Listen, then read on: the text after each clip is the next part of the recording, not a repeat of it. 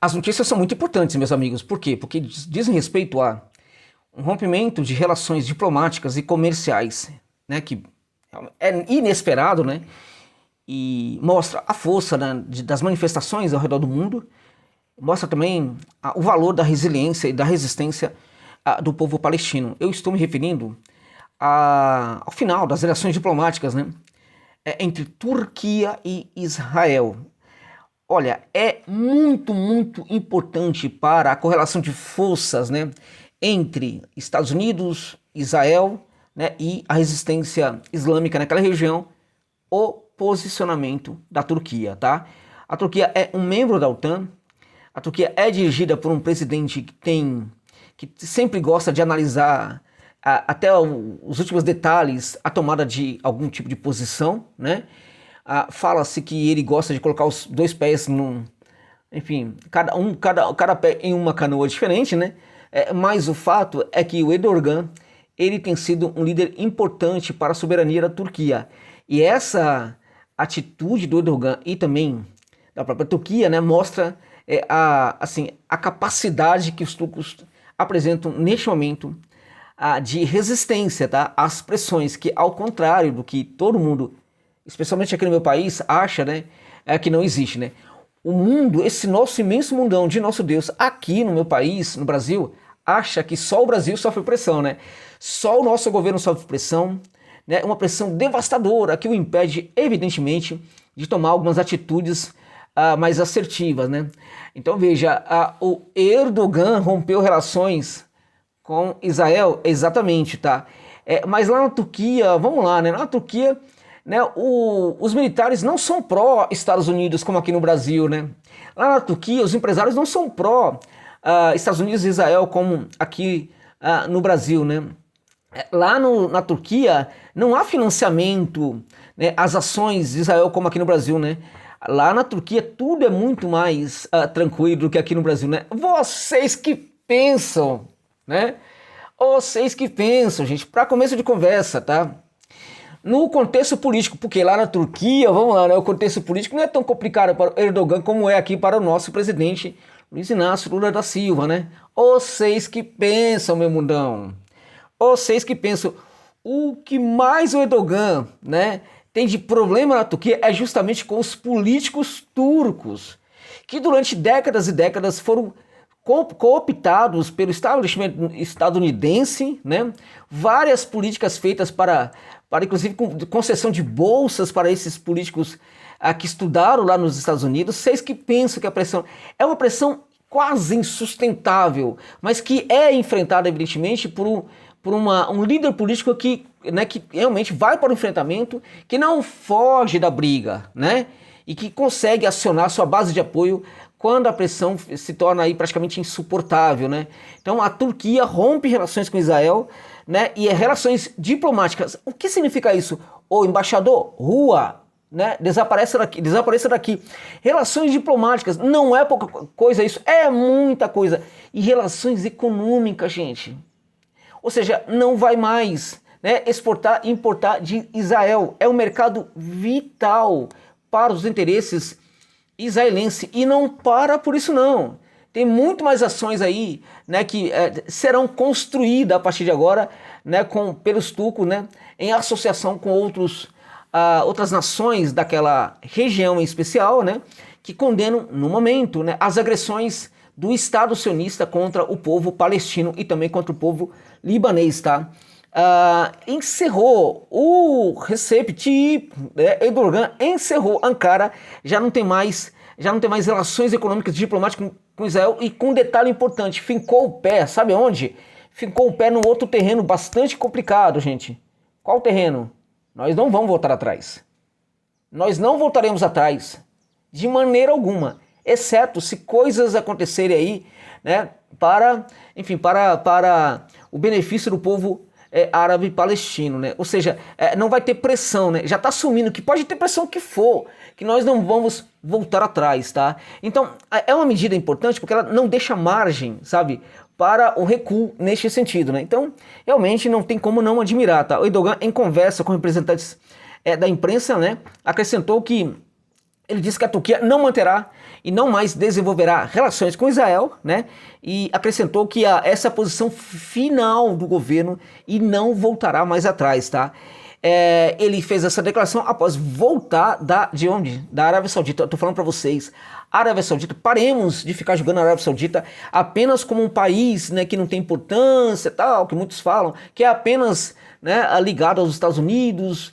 Não, a Arábia Saudita é um outro país que sofre uma pressão impressionante, mas que tem praticado ações importantes, né? Tá com essa dificuldade de, né, entrar definitivamente nos BRICS, né? Mas a Arábia Saudita tem praticado ações ali que ninguém imaginava há um ano atrás. O mundo mudou, gente, a partir do 7 de outubro do ano passado, tá? Aliás, quanto a esse assunto aí, há uma denúncia em Israel de que muitos dados telefônicos ali foram alterados, né, do 7 de outubro, né? Muito curioso aí, né? Bem, desde o começo da invasão a Gaza, os turcos já mantinham ali uma postura de condenação às ações de Israel, acusavam os sionistas israelenses de massacre à população civil palestina e muitas outras coisas, né? Também a gente teve aí uma redução aí bastante significativa nas relações econômicas, né? A Turquia há algum tempo limitou a exportação de 54 subprodutos de bens para Israel, tá? Só que em virtude de compromissos que já haviam sido estabelecidos, né? Também de pressão e tudo mais, né? Poucos estavam, até em virtude dessa política do Erdogan, né? De ficar trabalhando sempre, se posicionando afora, né, desses dois lados, né, olhando para que lado ele poderia pisar o pé num certo momento e tal, em virtude dessa política do Erdogan, né, poucos acreditavam que a coisa seria tão levada a sério como está sendo levada neste momento, tá? Que a Turquia realmente adotaria uma política como essa de rompimento de relações com Israel. Poucos acreditavam nisso, tá? E o Erdogan chegou a comparar o Netanyahu ao chefinho lá da Alemanha nazi, na época da Segunda Guerra Mundial, tá? É isso mesmo, né? Comparou, tá?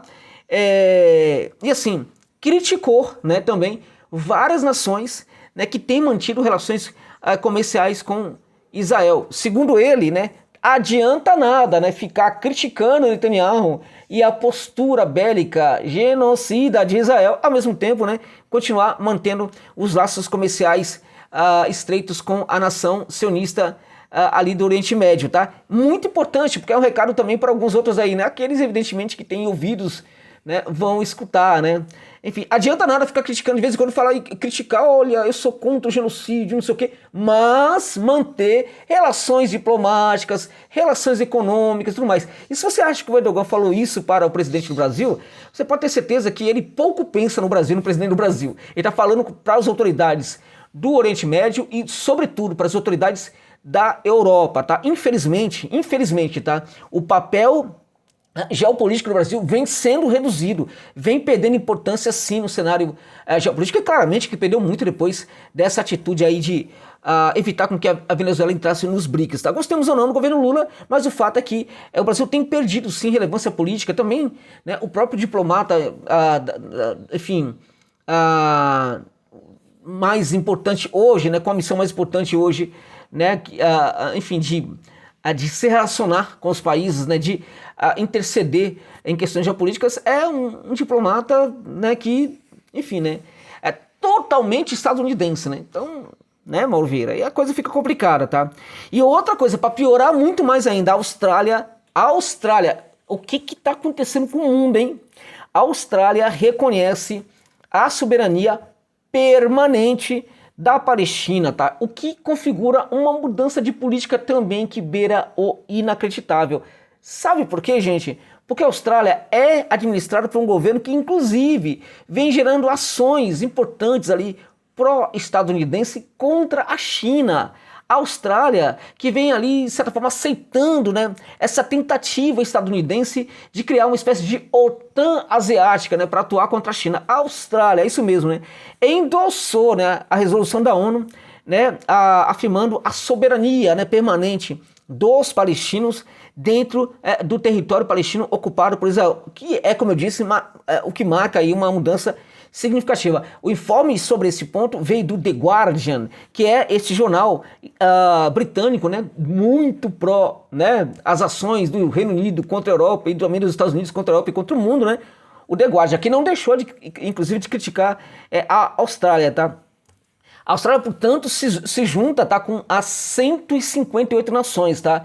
Incluindo o próprio Reino Unido nesse caso aí, né, que também já pontuou que reconhece a soberania permanente e tal. Continua praticando ali algumas ações, como a gente sabe, mas reconheceu, tá? E a Nova Zelândia, que é a outra nação naquela área ali do Pacífico, que também começa a gerar muito apoio aos Estados Unidos, tá? Então, soberania permanente do povo palestino, sobre o território da Palestina ocupada e que inclui, né, Jerusalém Oriental, tá? Né, e também há um reconhecimento, né, que esse reconhecimento também se estende, né, à região do Golã, a região síria do Golã, ocupada por Israel. Esse mesmo reconhecimento aí da soberania permanente se estende ali ao domínio sírio sobre a região do Golã ocupada por Israel. Região importante, né, do ponto de vista ali de recursos naturais para a Síria, inclusive em termos de águas, né, e que é uma área controlada por Israel, tá?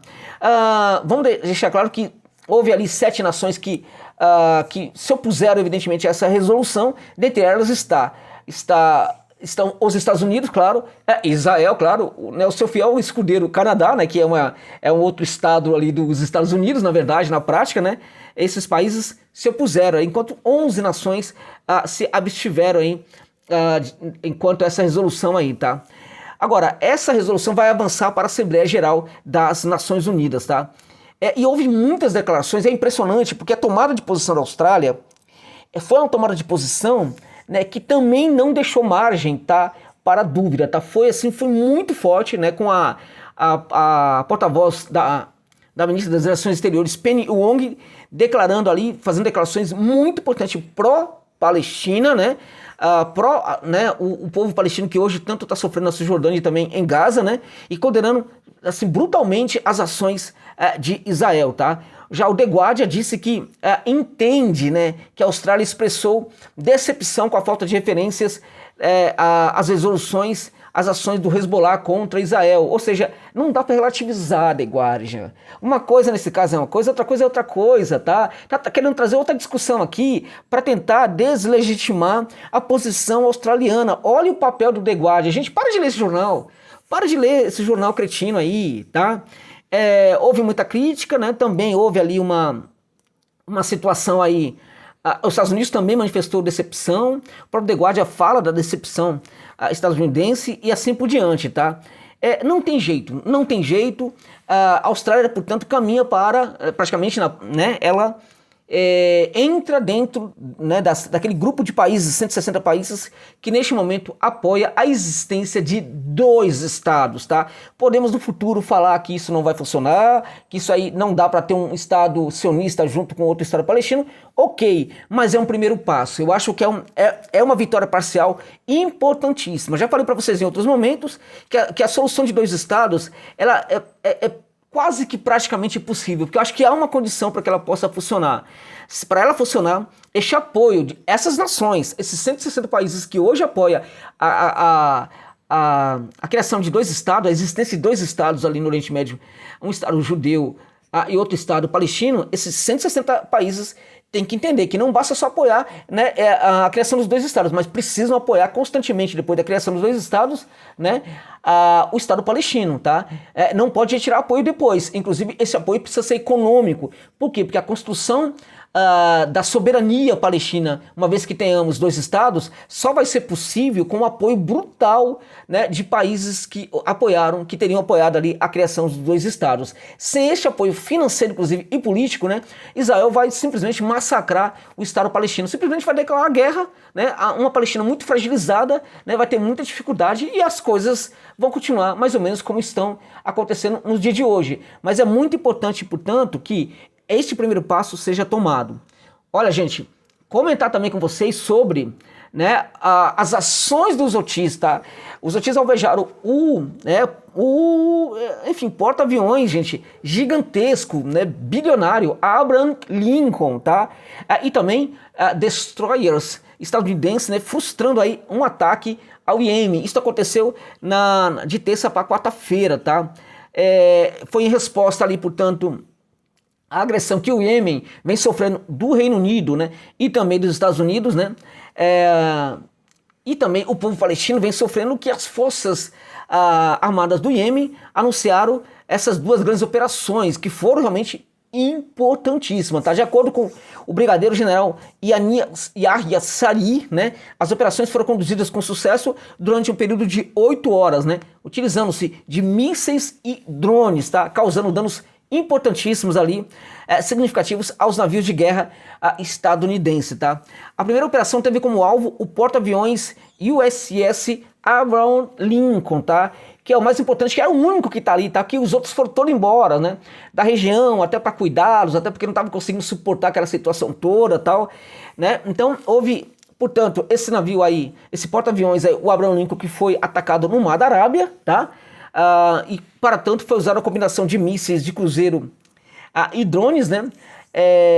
Enfim, em teoria, como diz o Sari, né, esse ataque aconteceu quando deste porta-aviões partiria um ataque muito poderoso contra o Iêmen, tá? O segundo ataque aconteceu a 2 destroyers, né, estadunidenses no Mar Vermelho, com mísseis balísticos e também com drones. E segundo o Sari, novamente esse ataque foi muito bem sucedido, tá? Então veja, gente, é claro que os mísseis e drones dos Houthis não vão destruir, né, um porta-aviões como o Abraham Lincoln, né? Claramente, tá? Mas vamos lá, sobretudo os drones, porque os mísseis são muito baratos dos Houthis, né? Os drones ainda muito baratos, custa aí coisa de, sei lá, 15, 20, 22 mil dólares, né? Por aí, não passa disso, né? Os drones dos Houthis, né? Ao mesmo tempo, presumam você, assim, sinceramente, eu não sei nem se os mísseis custam isso, tá? Agora, cada míssil que é acionado, né, pelas baterias de defesa antiaérea do porta-aviões Abraham Lincoln custa milhões e milhões. É um dano econômico brutal, tá? E não foi por acaso que o outro porta-aviões, né, o Roosevelt, saiu daquela região do Oriente Médio, né, porque também estava ficando muito caro para os Estados Unidos combater, né, os mísseis, os drones dos Houthis, tá?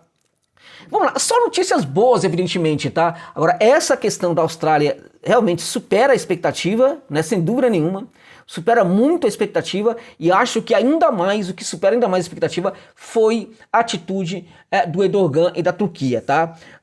A Turquia sofre muito, volto a dizer, muita pressão, e tomar essa decisão mostra a importância de um líder controverso, mas um líder como o Erdogan hoje à frente da Turquia. Até porque se não fosse o Erdogan, tá, a Turquia já teria abraçado de vez completamente ali as ações estadunidenses, porque de cada 10 políticos turcos, a gente pode perfeitamente falar sem nenhuma sombra de dúvida que pelo menos 8 apoiam os Estados Unidos. 8 são quase que agentes estadunidenses na Turquia. No mínimo 8, tá? Então, só para você ter uma noção da importância da Turquia e também, gente, a capacidade que o líder turco tem de suportar pressão. Ou seja, no contexto político em que de cada 10, no mínimo 8 políticos são pró-Estados Unidos e ele consegue fazer algo dessa natureza, só para você ter uma noção da importância do líder turco, né? Da capacidade de resistir à pressão. Agora, a existência dessa pressão não vem do nada, vem, sobretudo, da sua base de apoio. Então você precisa construir uma base de apoio para você se manter muito forte no poder e aí conseguir resistir